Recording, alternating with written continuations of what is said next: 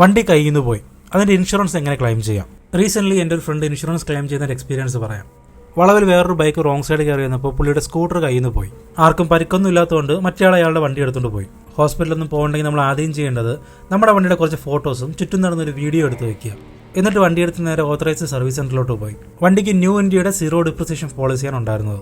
പക്ഷേ ഇതിന് cashless facility ഇല്ലായിരുന്നു. അതായത് വണ്ടിയുടെ പണി കഴിഞ്ഞാൽ പെട്ടെന്ന് നമുക്ക് വണ്ടി ഇറക്കാൻ പറ്റില്ല. ഒന്നുകിൽ നമ്മൾ ക്യാഷ് അടച്ച് വണ്ടി ഇറക്കുക, അല്ലെങ്കിൽ ഇൻഷുറൻസ് എമൗണ്ട് കിട്ടുന്നവരെ വെയിറ്റ് ചെയ്യേണ്ടി വരും. സർവീസ് സെൻ്ററിൽ നിന്ന് വണ്ടിക്ക് ആവശ്യമുള്ള പണിയുടെ ഒരു എസ്റ്റിമേറ്റ് ഇട്ട് തന്നു. അതും ക്ലെയിം ഫോമും പിന്നെ ആവശ്യമുള്ള ഡോക്യുമെന്റ്സ് ആയിട്ട് നേരെ ഇൻഷുറൻസ് ഓഫീസിലോട്ട് പോയി. അങ്ങനെ ക്ലെയിം രജിസ്റ്റർ ചെയ്ത് ഒരു 2-3 ദിവസത്തിനുള്ളിൽ ഒരു സർവേയർ നമ്മുടെ വണ്ടി ചെക്ക് ചെയ്യാനായിട്ട് സർവീസ് സെൻ്ററിലോട്ട് പോകും. ഇവിടെ ശ്രദ്ധിക്കേണ്ട ഒരു കാര്യം, ആക്സിഡന്റ് കാരണം അല്ലാതെ ഡാമേജ് ആയിട്ടുള്ള ഏതെങ്കിലും ഒരു പാർട്ടിന് ക്ലെയിം കിട്ടാനുള്ള ചാൻസ് വളരെ കുറവാണ്. ഇവിടെ സർവേയർ ഫുൾ എമൗണ്ട് അപ്രൂവ് ചെയ്തിട്ടുണ്ടായിരുന്നു. അങ്ങനെ പണി കഴിഞ്ഞ് ബില്ല് സെറ്റിൽ ചെയ്ത് വണ്ടി ഇറക്കി. ബാക്കി ആവശ്യമുള്ള ഡോക്യുമെന്റ്സ് എല്ലാം ഇൻഷുറൻസ് ഓഫീസിൽ സബ്മിറ്റ് ചെയ്തു.